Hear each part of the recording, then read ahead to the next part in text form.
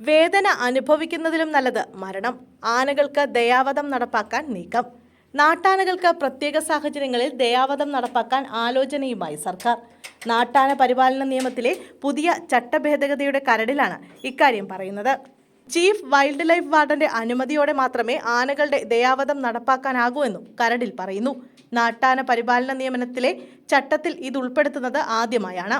അപൂർവ സന്ദർഭങ്ങളിൽ ഇത് ഗുണകരമാകുമെന്നാണ് മേഖലയിലുള്ളവർ പറയുന്നത്. ഒരാന അത്രത്തോളം വേദന അനുഭവിക്കുന്ന സാഹചര്യത്തിലാണ് ദയാവധം ഏർപ്പെടുത്താമെന്ന നിർദ്ദേശം മുന്നോട്ട് വയ്ക്കുന്നത്. ചീഫ് വൈൽഡ് ലൈഫ് വാർഡൻ നിയമിക്കുന്ന ഒരു സംഘമാണ് പരിശോധന നടത്തുക. ചുരുങ്ങിയത് 4 അംഗങ്ങളാണ് സംഘത്തിലുണ്ടാവുക. 2 വിദഗ്ധരായ വെറ്റിനറി ഡോക്ടർമാർ, society for prevention of cruelty to animals, animal welfare board എന്നിവയിലെ ഓരോ അംഗവും അടങ്ങുന്നതായിരിക്കും സംഘം.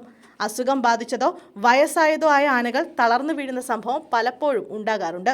വീണ്ടും അതിനെ എഴുന്നേൽപ്പിക്കാൻ സാധിക്കില്ലെന്ന് ഉറപ്പുള്ള ഘട്ടങ്ങളും വരാറുണ്ട്.